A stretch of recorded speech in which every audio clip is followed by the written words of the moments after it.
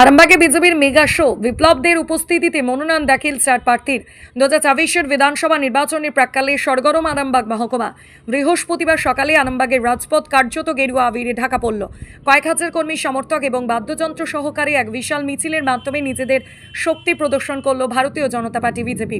এদিন আরামবাগ মহকুমার অন্তর্গত 4টি বিধানসভা কেন্দ্রের প্রার্থীরা একসঙ্গে তাদের মনোনয়নপত্র জমা দেন।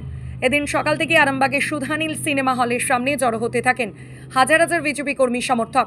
সেখান থেকে শুরু হয় এক বিশাল পদযাত্রা।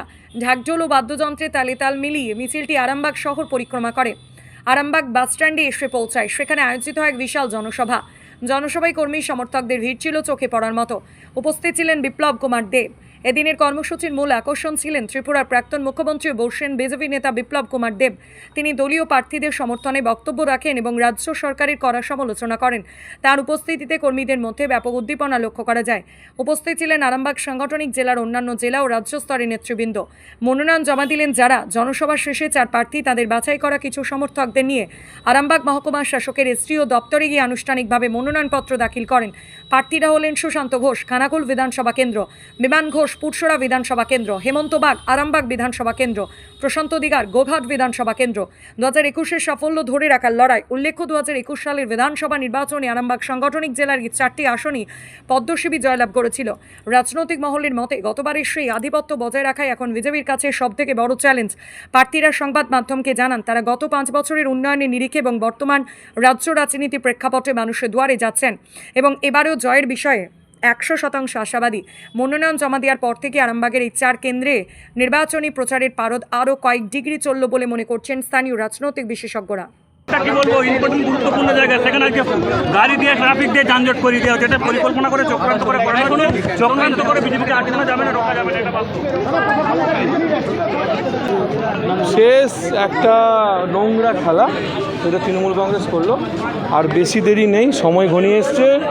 আজকে নমিনেশন সম্পূর্ণ হবে, 29 তারিখ ভোট হবে, 4 তারিখ বিদায় হবে নিশ্চিতভাবে।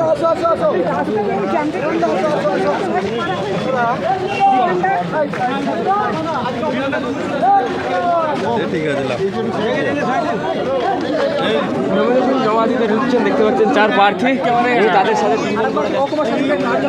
দেখতে পাচ্ছেন না, ভয় পেয়ে আছেন। এই জন্যই এই কারণে যানজট সৃষ্টি করেছিলেন, কিন্তু কোনো কিছু হলো না। বলছি প্রার্থীরা নমিনেশন দিতে আসবে, এটা তো প্রথম থেকে পূর্ব নির্ধারিত অবশ্য হ্যাঁ ছিল তো, জানতো, সবাই জানতো। তাতেও এগুলো করেছে, করে কি হবে? কিচ্ছু হবে না, ভয় পেয়ে করছে, কিচ্ছু হবে না, এর ফল কিচ্ছু হবে না। আগে যানজট পুলিশের এগুলো ক্লিয়ার করে রাখার কথা ছিল, কিন্তু ক্লিয়ার করে রাখেনি। ঠিক আছে, ক্লিয়ার করে রাখেনি। এতজন যাবে না, 5 জন যাবে মোট। হ্যাঁ, এটা কি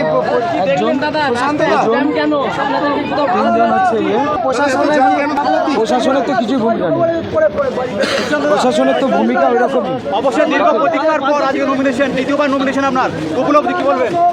নিশ্চিত ভালো উপলব্ধি আছে, আর জনগণের আশীর্বাদ আছে নিশ্চিত। বলছি রাস্তায় যে নিরাপত্তা আটকে দেওয়া হলো, কি বলবেন এটা নিয়ে?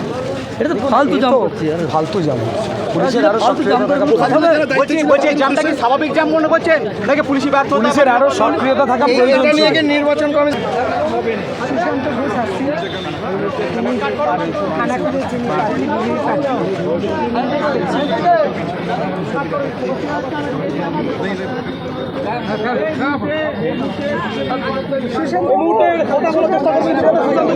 আছে, তাদেরকে আগে থেকে কিন্তু প্রশাসন জানতো যে আজকে মনোনয়নপত্র জমা দেওয়ার যে সকাল থেকে তোড়জোড়। ইতিমধ্যে কথা বলার চেষ্টা করবো, দাদা আটকানোর চেষ্টা হলো, আমরা এই মুহূর্তে কথা বলার চেষ্টা করবো সরাসরি। দেখতে পাচ্ছি কথা বলছে এই মুহূর্তে আজকে সকাল